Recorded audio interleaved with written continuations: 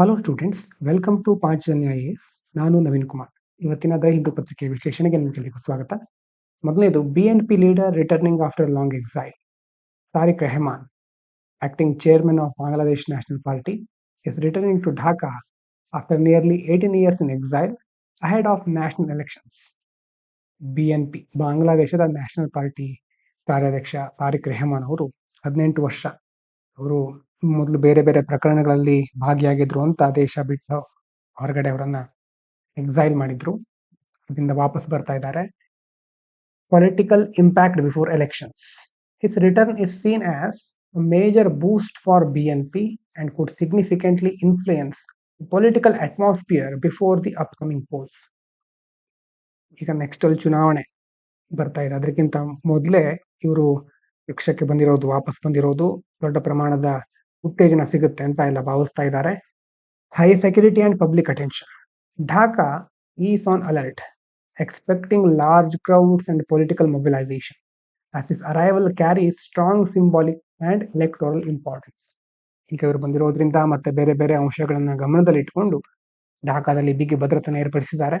ಮುಂದಿನ ಚುನಾವಣಾ ಕಣದಲ್ಲಿ ಈ ಒಂದು ಪ್ರಕ್ರಿಯೆ ಹೆಚ್ಚು ಪ್ರಾಮುಖ್ಯತೆಯನ್ನು ಪಡೆದಿದೆ. Big achievement for ISRO. ISRO has successfully launched the largest commercial communication satellite ever sent to low Earth orbit using LVM-3 Gaganyaan rocket. ISRO ಈಗ ಲೋವರ್ ಅರ್ತ್ ಆರ್ಬಿಟ್, ಭೂಮಿಯ ಕೆಳಕಕ್ಷೆ, ಅದಕ್ಕೆ ಆ ಲೋವರ್ ಅರ್ತ್ ಆರ್ಬಿಟ್ಗೆ ಇದುವರೆಗಿನ ಅತಿ ದೊಡ್ಡ ವಾಣಿಜ್ಯ ಸಂವಹನ ಉಪಗ್ರಹವನ್ನ ಯಶಸ್ವಿಯಾಗಿ ಉಡಾವಣೆ ಮಾಡಿದೆ. ಸ್ಯಾಟಲೈಟ್ ಬ್ಲೂ ಬರ್ಡ್ ಬ್ಲಾಕ್ 2 ಅಂತ ಹೆಸರು. is designed to provide direct mobile connectivity from space, meaning ordinary smartphones can get network signals even in remote or disaster hit areas. ಉಪಗ್ರಹದಿಂದ ಬಾಹ್ಯಾಕಾಶದಿಂದ ನೇರವಾಗಿ ಮೊಬೈಲ್ ಸಂಪರ್ಕವನ್ನು ಕಲ್ಪಿಸಲಿಕ್ಕೆ ಇದನ್ನು ವಿನ್ಯಾಸಗೊಳಿಸಿದ್ದಾರೆ. ನೆಟ್ವರ್ಕ್ ಇಲ್ಲದೆ ಇರುವಂತಹ ದೂರದ ಪ್ರದೇಶಗಳಿಗೆ ಸಹ, ಮತ್ತೆ ವಿಪತ್ತು ಪೀಡಿತವಾದಂಥದ್ದು ಯಾವುದಾದ್ರೂ ಒಂದು ದೊಡ್ಡ ಪ್ರವಾಹ, ಬೇರೆ ಬೇರೆ ಡಿಸಾಸ್ಟರ್ ಆಗಿರುತ್ತಲ್ವಾ, ಅಲ್ಲೂ ಸಹ ಈ ಸಾಮಾನ್ಯ ಸ್ಮಾರ್ಟ್ ಫೋನ್ಗಳ ಮೂಲಕ ಇಲ್ಲಿ ಸಿಗ್ನಲ್ ಅನ್ನ ಪಡೆದಿಕ್ಕೆ ಸಾಧ್ಯ ಆಗುತ್ತೆ. Why this matters for India? ಯಾಕೆ ಭಾರತಕ್ಕೆ ಮುಖ್ಯ ಅಂತಂದ್ರೆ, this mission shows that India is becoming a reliable global player in commercial space launches, boosting foreign business, revenue and India's reputation in the space sector. ಈ ಸಾಧನೆಯಿಂದಾಗಿ ಭಾರತದ commercial space ಲಾಂಚ್ಗಳು ಅದಕ್ಕೆ ಒಂದು ಮುನ್ನಡೆ ಸಿಗ್ತಾ ಇದೆ. ಬೇರೆ ದೇಶಗಳ ಉಪಗ್ರಹಗಳನ್ನ ಲಾಂಚ್ ಮಾಡಲಿಕ್ಕೆ, ಮತ್ತೆ ರೆಪ್ಯುಟೇಷನ್, ನಮ್ದು ಜಾಗತಿಕ ಮಟ್ಟದಲ್ಲಿ ನಮ್ದು ಒಂದು ಇಮೇಜ್ ಸ್ವಲ್ಪ ಇದರಿಂದ ಅದಕ್ಕೊಂದು ಪುಷ್ಟಿ ಸಿಗುತ್ತೆ. China strategy at the border, LAC. China is using military disengagement at the line of actual control to reduce tension with India and create a calmer atmosphere after years of standoffs. ಎಷ್ಟೋ ದಿನಗಳಿಂದ ಭಾರತ ಮತ್ತು China ನಡುವೆ ಚಿಕ್ಕ ಪುಟ್ಟ ಸಂಘರ್ಷಗಳಂತೂ ಆಗ್ತಾನೆ ಇರುತ್ತೆ. ಈಗ LAC ಅಂತ ನೀವು ಕೇಳಿರಬಹುದು, ಭಾರತ ಚೀನಾ ನಡುವೆ ಇರುವಂತದ್ದು ಲೈನ್ ಆಫ್ ಆಕ್ಚುಯಲ್ ಕಂಟ್ರೋಲ್. ಅಲ್ಲಿ ಆವಾಗ ಮಿಲಿಟರಿ ಸಂಘರ್ಷ ಆಗ್ತಾ ಇತ್ತು. ಇದನ್ನ ಕಡಿಮೆ ಮಾಡಲಿಕ್ಕೆ ಚೀನಾ ಪ್ರಯತ್ನಿಸ್ತಾ ಇದೆ. The main goal behind this outreach is to stop India from moving closer to the United States strategically, especially in defence and security cooperation. ಯಾಕೆ ಚೀನಾ ಮಾಡ್ತಾ ಇದೆ? ಈಗ ಚೀನಾವನ್ನ ಒಂದ್ ವೇಳೆ ಭಾರತ ಎದುರು ಹಾಕೊಂಡ್ಬಿಟ್ರೆ, ಅಥವಾ ಚೀನಾ ಮತ್ತೆ ಭಾರತದ ನಡುವಿನ ಸಂಘರ್ಷ ಹೆಚ್ಚಾಗ್ಬಿಟ್ರೆ, ಭಾರತ ಅಮೆರಿಕದ ಹತ್ರ ಹೋಗುತ್ತೆ, ಅಮೆರಿಕಕ್ಕೆ ಇನ್ನಷ್ಟು ಹತ್ತಿರ ಆಗ್ತಾ ಹೋಗುತ್ತೆ. ಇದನ್ನ ಚೀನಾ ಒಪ್ಕೊಳ್ಳೋದಿಲ್ಲ, ಇದು ಚೀನಾಕ್ಕೆ ಇಷ್ಟ ಇಲ್ಲ. ಹಾಗಾಗಿ ಚೀನಾ ಬಹಳ ಸ್ಟ್ರಾಟಜಿಕ್ ಆಗಿ ಥಿಂಕ್ ಮಾಡಿ ಏನು ಗಡಿ ವಿಭಾಗದ ಸಮಸ್ಯೆಗಳೇನು ಬೇಡ ಅಂತ ಈ ರೀತಿ ಮಾಡ್ತಾ ಇದೆ. ಇಂಡಿಯಾ ರಿಮೇನ್ಸ್ ಕಾಶಿಯಸ್, ಭಾರತ ಸಹ ಜಾಗರೂಕವಾಗ್ತಾ ಇದೆ. Despite talks and disengagement, India is not rushing to reset ties. Trust is low due to past border action and unresolved disputes. Engagement will remain careful and conditional. ಎಷ್ಟೋ ಸಾರಿ Bharat China ನಡುವೆ ಇಂತಹ ಘಟನೆಗಳು, ಒಂದ್ಸಾರಿ ಸ್ನೇಹಿತರಾಗಿರೋದು, ಮಾರನೇ ದಿನಾನೇ ಶತ್ರುಗಳಾಗೋದು, ಇದೆಲ್ಲ ಮೊದಲಿಂದ ನಡೀತಾ ಇರೋದ್ರಿಂದ ಭಾರತ ಬಹಳ ಎಚ್ಚರಿಕೆಯಿಂದ ಎಲ್ಲ ಘಟನೆಗಳನ್ನ ಗಮನಿಸ್ತಾ ಇದೆ. ಕಂಪ್ಲೀಟ್ ಆಗಿ ಎಲ್ಲ ಅಗ್ರಿಮೆಂಟ್ ಅನ್ನ ರೀಸೆಟ್ ಮಾಡ್ಕೊಳ್ಳಿಕ್ಕೇನು ಮುಂದಾಗ್ತಾ ಇಲ್ಲ. Dowry is a serious social evil. Supreme Court of India said dowry is cross-cultural evil found across religions and communities, and it violates equality and dignity of women. Dowry ಬಗ್ಗೆ ತುಂಬಾ ನಾವು ಕೇಳ್ತಾ ಇರ್ತೇವೆ ಮೊದಲಿಂದಾನು. ಅಂತಂದ್ರೆ ಈ ಒಂದು ಕಾಲದಲ್ಲಂತೂ ಬೇರೆ ಬೇರೆ ರೂಪದಲ್ಲಿ ಅದು ನಡೀತಾನೆ ಇದೆ. ಧರ್ಮ ಸಮುದಾಯಗಳನ್ನ ಮೀರಿದಂತಹ ಒಂದು ಸಾಮಾಜಿಕ ಪಿಡುಗು ಇದು. ಮಹಿಳೆಯರ ಸಮಾನತೆ ಮತ್ತೆ ಘನತೆಯನ್ನು ಉಲ್ಲಂಘಿಸ್ತಾ ಇದೆ ಅಂತ ಸುಪ್ರೀಂ ಕೋರ್ಟ್ ಹೇಳ್ತಾ ಇದೆ. Marriage partners are equal. The court clearly stated that husband and wife are equals. No one should gain power over the other by giving or taking money, gift, or valuable at the time of marriage. ಮದುವೆಯಲ್ಲಿ ಪತಿ ಪತ್ನಿ ಇಬ್ರು ಸಮಾನರು. ಹಣ, ಉಡುಗೊರೆ ಅಥವಾ ಬೇರೆ ಏನಾದ್ರೂ ವಸ್ತುಗಳನ್ನ ಕೊಡೋದ್ರ ಮೂಲಕ ಒಬ್ರು ಇನ್ನೊಬ್ಬರ ಮೇಲೆ ಅಧಿಕಾರವನ್ನ ಸ್ಥಾಪಿಸಲಿಕ್ಕೆ ಸಾಧ್ಯ ಇಲ್ಲ, ಅಥವಾ ಹಾಗೆ ಮಾಡಬಾರದು ಅಂತ ನ್ಯಾಯಾಲಯ ಹೇಳ್ತಾ ಇದೆ. Strong action and education needed. Court directed governments improve school curricula, appoint dowry prohibition officers quickly, ensure better enforcement and awareness to end dowry practices. ಹುಡುಗನ ತೊಡೆದು ಹಾಕ್ಲಿಕ್ಕೆ ಮೊದಲಿಂದ ಅಂದ್ರೆ ತಳಮಟ್ಟದಿಂದ ಸ್ಕೂಲ್ ಕರಿಕ್ಯುಲಮ್ ಅಲ್ಲಿ, ಶಾಲಾ ಪಠ್ಯಕ್ರಮದಲ್ಲಿ ಇಂಪ್ರೂವ್ ಮಾಡೋದು, ಅಥವಾ ಅಲ್ಲಿ ಒಳ್ಳೆಯ ಕ್ರಮಗಳನ್ನ ಬೋಧಿಸೋದು, ಮತ್ತೆ ಡೌರಿ ಪ್ರೊಹಿಬಿಷನ್ ಆಫೀಸರ್ಗಳನ್ನ ನೇಮಿಸೋದು, ಇರುವಂತಹ ಕಾನೂನುಗಳನ್ನ ಸರಿಯಾಗಿ ಅಳವಡಿಸೋದು, ಜಾರಿಗೊಳಿಸೋದನ್ನ ಮಾಡಬೇಕು ಅಂತ ಸುಪ್ರೀಂ ಕೋರ್ಟ್ ಹೇಳ್ತಾ ಇದೆ. Vladimir Zelensky shared a new peace plan with the US, slightly relaxes earlier condition to end the war with Russia. ಇನ್ನು ಇವರದ್ದು ಮುಗಿಯೋದೇ ಇಲ್ಲ, ಒಂದಾದ್ಮೇಲೆ ಒಂದು ಪ್ಲಾನ್ ಮಾಡ್ತಾ ಇದ್ದಾರೆ ಹೊರತು ಮತ್ತೇನೋ ದೊಡ್ಡ ಬೆಳವಣಿಗೆ ಕಾಣಿಸ್ತಾ ಇಲ್ಲ. ರಷ್ಯಾದ ಯುದ್ಧ ಕೊನೆಗೊಳಿಸಲಿಕ್ಕೆ ಈಗ ಹೊಸ ಶಾಂತಿ ಯೋಜನೆಯನ್ನ ಉಕ್ರೇನ್ ಅಧ್ಯಕ್ಷ ಜೆಲೆನ್ಸ್ಕಿ ಅವರು ಪ್ರಸ್ತಾಪ ಮಾಡ್ತಾ ಇದ್ದಾರೆ. The plan does not force Ukraine to immediately give up Donetsk or Donetsk or officially accept Russian control over occupied areas. ಸ್ವಲ್ಪ ಷರತ್ತುಗಳನ್ನ ಸಡಿಲಗೊಳಿಸಿದ್ದಾರೆ. ಅಂತಂದ್ರೆ ಈಗ ಆಕ್ರಮಿತ ಪ್ರದೇಶ, ರಷ್ಯಾ ಏನೇನು ಆಕ್ರಮಣ ಮಾಡ್ಕೊಂಡಿದೆಯಲ್ವಾ, ಆ ಪ್ರದೇಶಗಳ ಮೇಲೆ ರಷ್ಯಾದ ನಿಯಂತ್ರಣವನ್ನ ಅಧಿಕೃತವಾಗಿ ಒಪ್ಕೊಳ್ತಾ ಇಲ್ಲ. ಮತ್ತೆ it also does not ask Ukraine to give up its aim of joining NATO, keeping Kyiv's long term security option open. ಮತ್ತೆ ಅದೇ ರೀತಿ ಉಕ್ರೇನು ನ್ಯಾಟೋ ಪಡೆ ಇದೆಯಲ್ವಾ, ಅದಕ್ಕೆ ಸೇರುವ ಗುರಿಯನ್ನ ಸಹ ಬಿಟ್ಕೊಡ್ತಾ ಇಲ್ಲ. ಅದು ತನಗೆ ಬೇಕೇ ಬೇಕು ದೀರ್ಘಕಾಲದ ಒಂದು ಹಿತಾಸಕ್ತಿ ಅಂತ ಉಕ್ರೇನ್ ಇದರಲ್ಲಿ ಪ್ರತಿಪಾದಿಸ್ತಾ ಇದೆ. ಇದು ಬಹಳ ಇಂಪಾರ್ಟೆಂಟ್ ಆದ ಒಂದು ಆರ್ಟಿಕಲ್ ಇದೆ. Why manufacturing has lagged in India. ಭಾರತದಲ್ಲಿ ಮ್ಯಾನುಫ್ಯಾಕ್ಚರಿಂಗ್ ಸೆಕ್ಟರ್ ಯಾಕೆ ಹಿಂದುಳಿತಾ ಇದೆ, ಯಾಕೆ ಹಿಂದುಳಿತು, ಏನ್ ಸಮಸ್ಯೆ ಇದೆ ಅನ್ನೋದ್ರ ಬಗ್ಗೆ ಒಂದು ಆರ್ಟಿಕಲ್ ಬಂದಿತ್ತು ಇವತ್ತು. ಇಲ್ಲಿ ಮುಖ್ಯವಾಗಿ ಅರವಿಂದ್ ಸುಬ್ರಹ್ಮಣ್ಯನ್ ಇವರು ಏನಾಗಿದ್ರು ಇವರು ಅನ್ನೋದನ್ನ ತಿಳ್ಕೊಂಡು ಕಮೆಂಟ್ ಮಾಡಿ ನೋಡೋಣ ಇವ್ರ ಬಗ್ಗೆ ಗೊತ್ತಿದ್ಯಾ ಅಂತ. ಈ ಆರ್ಟಿಕಲ್ ಅಲ್ಲಿ ಹೇಳ್ತಿರೋದು ಏನಂತಂದ್ರೆ, India did not become strong manufacturing economy like China or South Korea. China ನೋಡಿ, ಸೌತ್ ಕೊರಿಯಾ ನೋಡಿ, ಮ್ಯಾನುಫ್ಯಾಕ್ಚರಿಂಗ್ ಸೆಕ್ಟರ್ ತುಂಬಾ ಬಲಿಷ್ಠವಾಗಿದೆ. ನಮ್ಮ ಒಂದು ದೇಶದ ಪರಿಸ್ಥಿತಿ ಆ ರೀತಿ ಇಲ್ಲ. One important reason, according to economist Arvind Subramanian, is that high public sector salaries raised overall wage and price levels, making manufacturing uncompetitive. ಇವರು ಇದರಲ್ಲಿ ಬೇರೆ ಬೇರೆ ಕಾರಣಗಳನ್ನ ಕೊಡ್ತಾ ಹೋಗ್ತಾರೆ ಯಾಕೆ ಹೀಗಾಯ್ತು ಅನ್ನೋದು. ಅದರಲ್ಲಿ ಒಂದು public sector salary manufacturing uncompetitive ಮಾಡಿಬಿಟ್ಟಿದೆ ಅಂತ ಅನ್ನೋದಾಗ ನೋಡ್ತಾ ಹೋಗೋಣ. ಆದ್ರೆ ಮೊದಲು ಮ್ಯಾನುಫ್ಯಾಕ್ಚರಿಂಗ್ ಯಾಕೆ important, why manufacturing matters? Because it creates mass employment. ಅದರಲ್ಲೂ ಸೆಮಿ ಸ್ಕಿಲ್ಡ್ ಲೇಬರ್ ಇರ್ತಾರಲ್ವಾ, ಆಧುನಿಕ ತಂತ್ರಜ್ಞಾನ, AI, ಡೀಪ್ ಟೆಕ್ನಾಲಜಿ, ಇದೆಲ್ಲ ತುಂಬಾ ಸ್ಕಿಲ್ ಬೇಕಾಗಿರುವಂತಹ ಫೀಲ್ಡ್ಗಳು. ಆದ್ರೆ ನಿಮ್ಗೆ ಅಷ್ಟು ಕಂಪ್ಲೀಟ್ ಸ್ಕಿಲ್ ಇಲ್ಲ ಅಂತಂದ್ರು ಸೆಮಿ ಸ್ಕಿಲ್ಡ್ ಲೇಬರ್ಗಳಿಗೆ ಈ ಮಾಸ್ ಎಂಪ್ಲಾಯ್ಮೆಂಟ್ ಜನರೇಟ್ ಮಾಡ್ಲಿಕ್ಕೆ manufacturing is the best sector. And it will also rise the productivity. ಬರೀ ಜನರದ್ದು ಮಾತ್ರ ಅಲ್ಲ, ದೇಶದ ಪ್ರೊಡಕ್ಟಿವಿಟಿನ ಜಾಸ್ತಿ ಮಾಡುತ್ತೆ, ಎಕ್ಸ್ಪೋರ್ಟ್ ಅನ್ನ ಜಾಸ್ತಿ ಮಾಡಬಹುದು. ಸ್ಟ್ರಕ್ಚರಲ್ ಟ್ರಾನ್ಸ್ಫಾರ್ಮೇಶನ್ ಅಲ್ವಾ, ಕಂಪ್ಲೀಟ್ ಅಗ್ರಿಕಲ್ಚರ್ ಮೇಲೆ ಡಿಪೆಂಡ್ ಆಗೋಕ್ಕಿಂತ ಇಂಡಸ್ಟ್ರಿ, ನೆಕ್ಸ್ಟ್ ಸರ್ವಿಸ್ ಸೆಕ್ಟರ್, ಹೀಗೆ ಒಂದಾದ್ಮೇಲೆ ಒಂದು ಸ್ಟ್ರಕ್ಚರಲ್ ಟ್ರಾನ್ಸ್ಫಾರ್ಮೇಶನ್ಗೆ ಮ್ಯಾನುಫ್ಯಾಕ್ಚರಿಂಗ್ ಸೆಕ್ಟರ್ ಹೆಲ್ಪ್ ಮಾಡುತ್ತೆ. So China and South Korea follow this classic. China South ಕೊರಿಯಾದಲ್ಲೆಲ್ಲ ಅಗ್ರಿಕಲ್ಚರ್ ಇಂದ ಇಂಡಸ್ಟ್ರಿ ಸೆಕ್ಟರ್ಗೆ ಬಂದ್ರು, ಸರ್ವಿಸ್ ಸೆಕ್ಟರ್ಗೆ ಬಂದ್ರು. ಹೀಗಾಗಿ ಸ್ಟೆಪ್ ಬೈ ಸ್ಟೆಪ್ ಅವರು ಒಂದಾದ್ಮೇಲೆ ಒಂದನ್ನ ಮಾಡ್ತಾ ಹೋಗಿದ್ದಾರೆ. ಆದ್ರೆ ಇಂಡಿಯಾದಲ್ಲಿ ಪ್ರಾಬ್ಲಮ್ ಏನು? India jumped early to services, skipping strong manufacturing. ಈಗಲೂ ಸಹ ನಮ್ಮ ದೇಶದ ಅಗ್ರಿಕಲ್ಚರ್ ಸೆಕ್ಟರ್ ದೊಡ್ಡದೇ ಇದೆ, ಹಾಗಂತ ಸರ್ವಿಸ್ ಸೆಕ್ಟರ್ ಬೆಳೀತಾ ಇದೆ.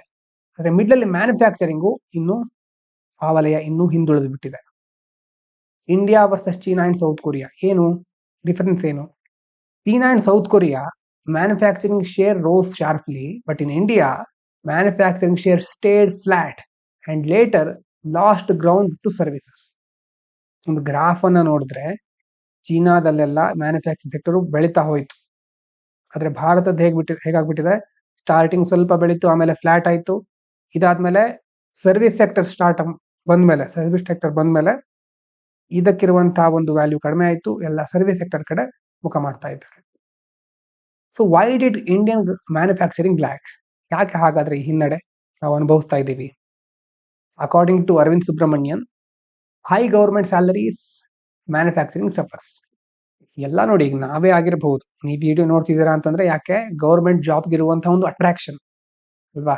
ಗೌರ್ಮೆಂಟ್ ಜಾಬ್ ಅಂತಂದ್ರೆ ಎಲ್ಲ ಅದನ್ನೇ ಬೆಸ್ಟ್ ಅಂತ ಕನ್ಸಿಡರ್ ಮಾಡಿಬಿಟ್ಟಿದ್ದಾರೆ. ಅಲ್ಲಿ ಹೋದ್ರೆ ಲೈಫ್ ಸೆಟಲ್, ಹೀಗೆ ತುಂಬಾ ರೀತಿಯ ಅಭಿಪ್ರಾಯಗಳಿದೆ. Government jobs in India paid relatively high and secure salaries. Government job ಸಿಕ್ತು ಅಂತಂದ್ರೆ ಹೈ ಸ್ಯಾಲರಿ ಇರುತ್ತೆ, ಬೇರೆ ಪರ್ಕ್ಸ್ ಇರುತ್ತೆ, ಬೇರೆ ಬೇರೆ ಸೌಲಭ್ಯಗಳು ಸಿಗ್ತಾ ಇರುತ್ತೆ, ಸೆಕ್ಯೂರಿಟಿ ಇರುತ್ತೆ. So workers preferred government jobs over factory jobs.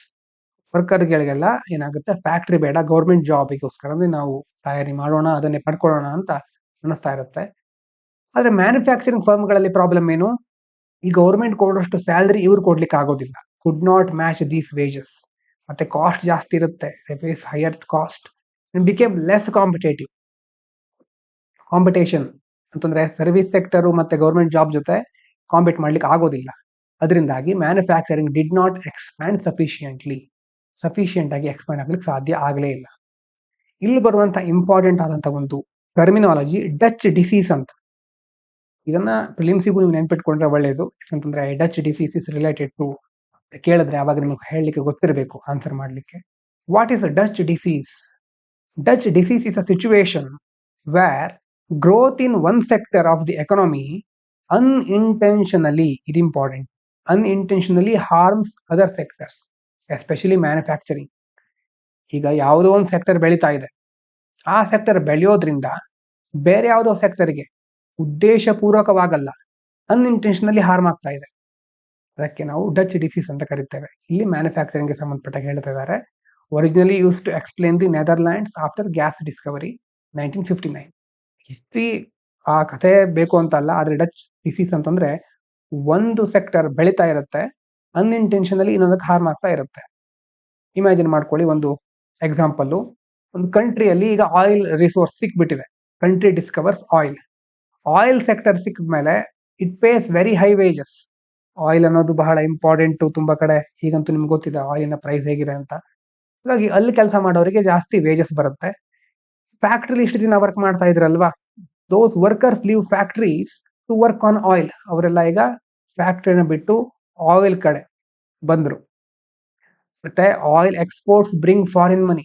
ಈಗ ಆಯಿಲ್ ಅನ್ನ ಬೇರೆ ಕಡೆ ಎಕ್ಸ್ಪೋರ್ಟ್ ಮಾಡಿದ್ರೆ ಅದರಿಂದ ಫಾರಿನ್ ಮನಿ ಬಂತು ಅಲ್ವಾ. ಕರೆನ್ಸಿ ಸ್ಟ್ರಾಂಗ್ ಆಗ್ತಾ ಹೋಯ್ತು, ಇಂಪೋರ್ಟ್ಸ್ಗಳು ಚೀಪ್ ಆಗುತ್ತೆ. ಸೊ ಡೊಮೆಸ್ಟಿಕ್ ಮ್ಯಾನುಫ್ಯಾಕ್ಚರಿಂಗ್ ಏನಾಯ್ತು ಆ ಸಂದರ್ಭದಲ್ಲಿ, ಡೊಮೆಸ್ಟಿಕ್ ಮ್ಯಾನುಫ್ಯಾಕ್ಚರಿಂಗಿಗೆ ವರ್ಕರ್ಸೇ ಇಲ್ಲ, ಅವರೆಲ್ಲ ಹೋಗಿರೋದು ಆಯಿಲ್ ಸೆಕ್ಟರ್ಗೆ. ಇದು ಎಕ್ಸ್ಪೆನ್ಸಿವ್ ಆಗ್ತಾ ಹೋಗುತ್ತೆ, ಮತ್ತೆ ಎಕ್ಸ್ಪೋರ್ಟ್ ಕಾಂಪಿಟೇಟಿವ್ನೆಸ್ ಕಡಿಮೆ ಆಗ್ಬಿಡುತ್ತೆ, ಶ್ರಿಂಕ್ ಆಗ್ಲಿಕ್ಕೆ ಸ್ಟಾರ್ಟ್ ಆಗುತ್ತೆ. So manufacturing losses even though the economy seems to be growing. ಇಡೀ ಆರ್ಥಿಕತೆ ಬೆಳೀತಾ ಇದೆ, ಆದ್ರೆ ಮ್ಯಾನುಫ್ಯಾಕ್ಚರಿಂಗ್ ಸೆಕ್ಟರ್ ಕುಸಿತಾ ಇದೆ. ಭಾರತದಲ್ಲಾಗಿರೋದು ಈಗ ಸದ್ಯಕ್ಕೆ, India did not discover oil or gas. ನಮ್ಮ ದೇಶದಲ್ಲಿ ಆಯಿಲ್ ಗ್ಯಾಸ್ ಸಿಕ್ಕಿದೆ ಅಂತಲ್ಲ, ಆದ್ರೆ ಗೌರ್ಮೆಂಟ್ ಸೆಕ್ಟರ್ ಎಕ್ಸ್ಪ್ಯಾಂಡ್ ಆಗ್ತಾ ಇದೆ, ಮತ್ತೆ ಗೌರ್ಮೆಂಟ್ ಹೈ ವೇಜಸ್ ಗಳನ್ನ ಸೆಟ್ ಮಾಡಿಬಿಟ್ಟಿದೆ. ಅದರಿಂದಾಗಿ pulled workers away from manufacturing ಬದಲು ಗೌರ್ಮೆಂಟ್ ಜಾಬ್, ಸರ್ವಿಸ್ ಸೆಕ್ಟರ್ ಕಡೆ ಮುಖ ಮಾಡ್ತಾ ಇದ್ದಾರೆ. Raised economy wide wages and prices. Price ಇರಬಹುದು, ವೇಜಸ್ ಇರಬಹುದು, ಜಾಸ್ತಿ ಆಯ್ತು. ಇದರಿಂದಾಗಿ ಮ್ಯಾನುಫ್ಯಾಕ್ಚರಿಂಗ್ ಸೆಕ್ಟರ್ಗೆ ಏನು ತೊಂದರೆ ಆಗಿರೋದು ಅಂತಂದ್ರೆ, ಗೌರ್ಮೆಂಟ್ ಪೇ ಹೈ ಸ್ಯಾಲರಿ, ಗೊತ್ತಿದೆ, ಗೌರ್ಮೆಂಟ್ ಇಂದ ಜಾಸ್ತಿ ಸ್ಯಾಲರಿ ಬರ್ತಾ ಇರುತ್ತೆ. ಆ ಸ್ಯಾಲರಿಯನ್ನ ಮ್ಯಾನುಫ್ಯಾಕ್ಚರಿಂಗ್ ಸೆಕ್ಟರ್ ಮ್ಯಾಚ್ ಮಾಡ್ಲಿಕ್ಕೆ ಆಗೋದಿಲ್ಲ. So government employees spend more. ಇವ್ರ ಹತ್ರ ಸ್ಯಾಲರಿ ಜಾಸ್ತಿ ಇದೆ, ಹೆಚ್ಚು ಖರ್ಚು ಮಾಡ್ತಾರೆ. ಹೆಚ್ಚು ಖರ್ಚು ಮಾಡ್ತಾ ಇದ್ರೆ ಡಿಮ್ಯಾಂಡ್ ಜಾಸ್ತಿ ಆಗುತ್ತಲ್ವಾ ಮಾರುಕಟ್ಟೆಯಲ್ಲಿ, ಅಂತ ವಸ್ತುಗಳ ಪ್ರೈಸ್ ರೈಸ್ ಆಗುತ್ತೆ. So under free trade cheaper imports flood the market. Free trade agreement ಎಲ್ಲ ಮಾಡ್ಕೊಂಡ್ಮೇಲೆ ಕಡಿಮೆ ಬೆಲೆಯಲ್ಲಿ ಇಂಪೋರ್ಟ್ಗಳು ಸಹ ಬಂದ್ಬಿಡುತ್ತೆ ತುಂಬಾ ದೊಡ್ಡ ಮಟ್ಟದಲ್ಲಿ. ಆವಾಗ ನಮ್ಮ ದೇಶದ ಮ್ಯಾನುಫ್ಯಾಕ್ಚರ್ಡ್ ಗೂಡ್ಸ್ ಗಳಿಗೆ ಡಿಮ್ಯಾಂಡ್ ಕಡಿಮೆ ಆಗ್ಬಿಡುತ್ತೆ. So even without currency change real exchange rate appreciates ಅಲ್ವಾ. ಕರೆನ್ಸಿ ಚೇಂಜು ಅಲ್ಲೇನೋ ದೊಡ್ಡ ಬದಲಾವಣೆ ಆಗದೆ ಇದ್ರು ಪ್ರೈಸ್ ರೈಸು ಡೊಮೆಸ್ಟಿಕಲಿ ಆಗ್ತಾ ಇರುತ್ತೆ. ಅದರಿಂದ ಆಗಿರೋದೇನು ಫೈನಲ್ ಆಗಿ ಮ್ಯಾನುಫ್ಯಾಕ್ಚರಿಂಗ್ ಬಿಕಮ್ಸ್ ಅನ್ಕಾಂಪಿಟೇಟಿವ್. ಇಡೀ ವಲಯ ಅನ್ಕಾಂಪಿಟೇಟಿವ್, ಸ್ಪರ್ಧಾತ್ಮಕತೆಯಲ್ಲಿ ಹಿಂದುಳಿದು ಬಿಡುತ್ತೆ. ಇನ್ನು ಸ್ಟ್ರಕ್ಚರಲ್ ಟ್ರಾನ್ಸ್ಫಾರ್ಮೇಶನ್ ಸ್ಟಾಗ್ನೇಟ್ ಅಂತ ಹೇಳಿದ್ದಾರೆ. ಸ್ಟ್ರಕ್ಚರಲ್ ಟ್ರಾನ್ಸ್ಫಾರ್ಮೇಶನ್ ಅಂತಂದ್ರೆ labour moving from low productivity sectors to high productivity sector. ಒಂದು ಸೆಕ್ಟರ್ ಇಂದ ಲೋ ಪ್ರೊಡಕ್ಟಿವಿಟಿ ಸೆಕ್ಟರ್ ಇಂದ ಇನ್ನೊಂದು ಹೈ ಪ್ರೊಡಕ್ಟಿವಿಟಿ ಸೆಕ್ಟರ್ಗೆ ಲೇಬರ್ ಮೂವ್ಮೆಂಟ್ ಆಗೋದನ್ನ ಸ್ಟ್ರಕ್ಚರಲ್ ಟ್ರಾನ್ಸ್ಫಾರ್ಮೇಶನ್ ಅಂತ ಕರೀತಾರೆ. ಇಂಡಿಯಾದಲ್ಲಿ ಏನಾಯ್ತು, ಅಗ್ರಿಕಲ್ಚರ್ ಇಂದ ಡೈರೆಕ್ಟ್ ಆಗಿ ಸರ್ವಿಸ್ ಸೆಕ್ಟರ್ಗೆ ಜಂಪ್ ಮಾಡಿದ್ರು, ಮ್ಯಾನುಫ್ಯಾಕ್ಚರ್ಗೆ ಲಿಂಕೇ ಸಿಕ್ಕಿಲ್ಲ ಮಿಡ್ಲಲ್ಲಿ. ಹಾಗಾಗಿನೇ ಜಾಬ್ಲೆಸ್ ಗ್ರೋತ್ ಅಂತ ಕರೀತೇವೆ. ನಮ್ದು GDP ಗ್ರೋ ಆಗ್ತಾ ಇದೆ, ಅದ್ರ ಜಾಬ್ ಎಂಪ್ಲಾಯ್ಮೆಂಟ್ ಜನರೇಷನ್ ಆಗ್ತಾ ಇಲ್ಲ. ಇನ್ಫಾರ್ಮಲ್ ಎಂಪ್ಲಾಯ್ಮೆಂಟ್ಗಳು, ಸರಿಯಾದ ಸ್ಯಾಲ್ರಿ, ರಿಜಿಸ್ಟ್ರೇಷನ್, ಕಂಪನಿ, ಇದೆಲ್ಲ ಈಗ ಎಲ್ಲ ಇನ್ಫಾರ್ಮಲ್ ಆಗಿರೋದು ಜಾಸ್ತಿ ಇದೆ. ಇನ್ಇಕ್ವಾಲಿಟಿ ಅಲ್ವಾ, ವೆಲ್ತ್ ಇನ್ಇಕ್ವಾಲಿಟಿ ಇರಬಹುದು, ಸೋಷಿಯಲ್ ಇನ್ಇಕ್ವಾಲಿಟಿ, ಇದು ಸಹ ಜಾಸ್ತಿ ಆಗ್ತಾ ಇದೆ. ಈ ಆರ್ಟಿಕಲ್ ಅಲ್ಲಿ ಇಂಪಾರ್ಟೆಂಟ್ ಒಂದು ಕ್ವಶನ್ ರೈಸ್ ಮಾಡ್ತಾರೆ. If high wages var the problem initially, why didn't Indian manufacturing adopt better technology to raise productivity and afford higher wages? ಅಲ್ವಾ, ಈಗ ಇನಿಷಿಯಲಿ ಒಂದು ವೇಳೆ ಮ್ಯಾನುಫ್ಯಾಕ್ಚರಿಂಗ್ ಸೆಕ್ಟರ್ ಇದೆ, ಅಲ್ಲಿರೋರೆಲ್ಲ ಸರ್ವಿಸ್ ಸೆಕ್ಟರ್ಗೆ ಜಂಪ್ ಆದ್ರು. ಈ ಜಂಪ್ ಆದಾಗ ವರ್ಕರ್ಗಳ ಕೊರತೆ ಕಂಡು ಬಂತು. ವರ್ಕರ್ಗಳ ಕೊರತೆ ಇದ್ದಾಗ ಇವರು ಟೆಕ್ನಾಲಜಿ ಅಡಾಪ್ಟ್ ಮಾಡ್ಕೊಳ್ಬೇಕಿತ್ತಲ್ವಾ. ಟೆಕ್ನಾಲಜಿ ಅಡಾಪ್ಟ್ ಮಾಡ್ಕೊಂಡ್ರೆ ಪ್ರೊಡಕ್ಟಿವಿಟಿ ಜಾಸ್ತಿ ಆಗ್ತಾ ಇತ್ತು ಅಲ್ವಾ. ಹಾಗಾದ್ರೂ ಮಾಡ್ಬೋದಿತ್ತಲ್ವಾ, ಇದ್ಯಾಕೆ ಮಾಡಿಲ್ಲ ಅಂತ ಗೊತ್ತಾಗೋದು ನೆಕ್ಸ್ಟ್ ಕಾನ್ಸೆಪ್ಟ್ ಇಂದ. ಅದಕ್ಕೆ ಏನಂತ ಕರೀತಾರೆ, ಥಿಯರಿ ಆಫ್ ಇಂಡ್ಯೂಸ್ಡ್ ಇನೋವೇಷನ್. ಅಂದ್ರೆ high wages and labour scarcity forces firms to innovate. ಏನಾಗ್ತಾ ಇದೆ, ನಾರ್ಮಲ್ ಆಗಿ ಏನಾಗುತ್ತೆ, ಜಾಸ್ತಿ ವೇಜಸ್, ಸ್ಯಾಲ್ರಿ ಜಾಸ್ತಿ ಆಗಿದೆ, ಮತ್ತೆ ಅಂದ್ರೆ ಲೇಬರ್ಗಳು ಜಾಸ್ತಿ ಸ್ಯಾಲ್ರಿ ಕೇಳ್ತಾ ಇದ್ದಾರೆ. ಹಾಗಂತ ಲೇಬರ್ ಸ್ಕ್ಯಾಸಿಟಿ ತುಂಬಾ ಇದೆ, ಕೆಲಸ ಮಾಡೋರು ಸಿಗ್ತಾ ಇಲ್ಲ. ಹಿಸ್ಟೋರಿಕಲಿ ನೋಡೋದಾದ್ರೆ ಬ್ರಿಟನ್ ನಲ್ಲೂ ಹಾಗೆ ಆದಾಗ, ಇಂಡಸ್ಟ್ರಿಯಲ್ ರೆವಲ್ಯೂಷನ್ ಆದಾಗ ಹೈ ವೇಜಸ್ ಇಂದ ಮಷಿನ್ ಕಡೆಯವರು ಒಂದು ಟ್ರಾನ್ಸಿಷನ್ ಆಗ್ತಾರೆ. ಜರ್ಮನಿ, ಜಪಾನ್, ಸೌತ್ ಕೊರಿಯಾ ಅವರೆಲ್ಲ ಏಜಿಂಗ್ ಪಾಪ್ಯುಲೇಷನ್ ಇರೋದ್ರಿಂದ ಆಟೋಮೇಷನ್ ಕಡೆ ಮುಖ ಮಾಡ್ತಾ ಇದ್ದಾರೆ. ಹಾಗಾಗಿ ಪ್ರೊಡಕ್ಟಿವಿಟಿ ಸಹ ಜಾಸ್ತಿ ಆಯ್ತು, ಅದ್ರ ಜೊತೆ ಇರೋರಿಗೆ ಹೈ ವೇಜಸ್ ಸಿಗ್ತಾ ಇದೆ. So high wages are not always bad, they can push innovation. High wages ಇಂದ ಇನೋವೇಷನ್ ಸಹ ಪುಷ್ ಸಿಗುತ್ತೆ. ಆದ್ರೆ ಯಾಕೆ ಇಂಡಿಯಾದಲ್ಲಿ ಹಾಗಾಗಿಲ್ಲ, ವೈ ನಾಟ್ ಇನ್ ಇಂಡಿಯಾ? ಅದು ಒಂಥರ puzzle.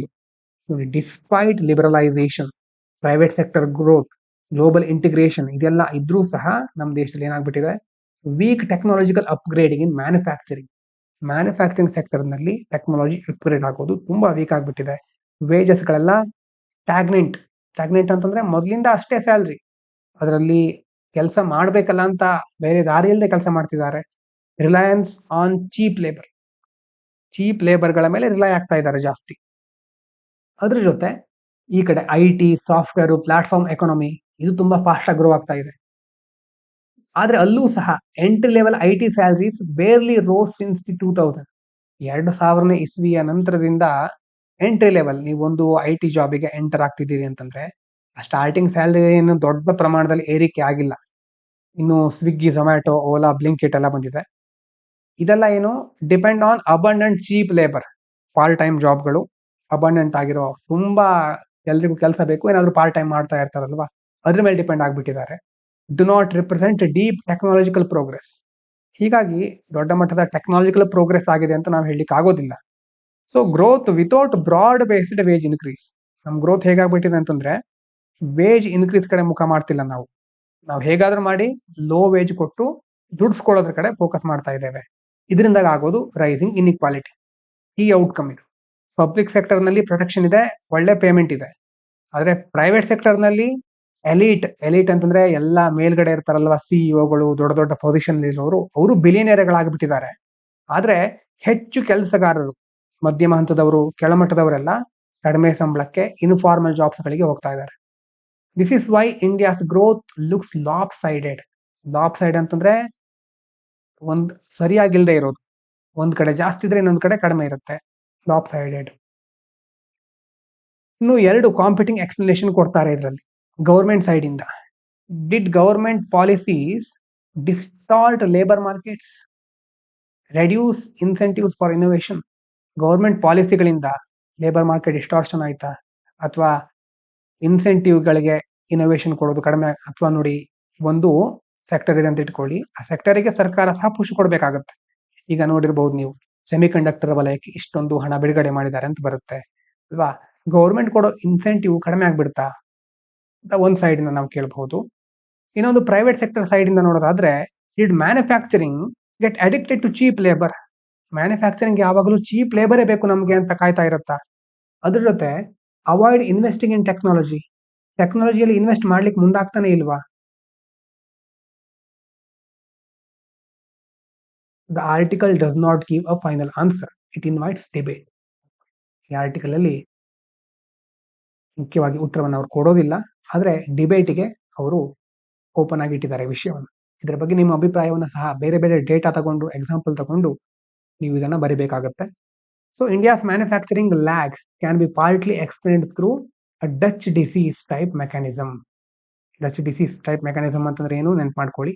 where high public sector wages rise at cost and prices, weakening manufacturing competitiveness, while the failure to induce technological upgrading led to stagnant wages and rising inequality despite overall economic growth. Economy ಏನು grow ಆಗ್ತಾ ಇದೆ, ಆದರೆ manufacturing sector ಬೆಳೀತಾ ಇಲ್ಲ. Technological adoption ಹಿಂದುಳಿದಿದ್ದೇವೆ ನಾವು ಅದರಲ್ಲೂ ಸಹ. ಹಾಗಾಗಿನೇ ಒಂದು ಸೆಕ್ಟರ್ ಒಂದು ಕಡೆ ನಾವು ನೋಡಿದ್ರೆ, ಒಂದು ದೃಷ್ಟಿಯಿಂದ ನೋಡಿದ್ರೆ ಬೆಳೀತಾ ಇದ್ದೇವೆ, ಇನ್ನೊಂದು ಕಡೆ ಕುಸಿತಾನೂ ಇದ್ದೇವೆ. ಹಾಗೆ ಯಾವುದು ಕಾರಣ ಇರಬಹುದು ಇದಕ್ಕೆ ಥಿಂಕ್ ಮಾಡಿ. ಎಕನಾಮಿಕಲಿ ಮತ್ತೆ ಗವರ್ನೆನ್ಸ್ ಇದಕ್ಕೆಲ್ಲ ಸಂಬಂಧಪಟ್ಟ ಹಾಗೆ ಬಹಳ ಇಂಪಾರ್ಟೆಂಟ್ ಆದಂತಹ ಒಂದು ಥಾಟ್ ಪ್ರೊವೋಕಿಂಗ್ ಆರ್ಟಿಕಲ್ ಇದು. ಇಷ್ಟು ಮುಖ್ಯವಾದ ವಿಚಾರಗಳು. ಎಲ್ಲರಿಗೂ ಧನ್ಯವಾದಗಳು. ಇದು ಪಾಂಚಜನ್ಯ IAS.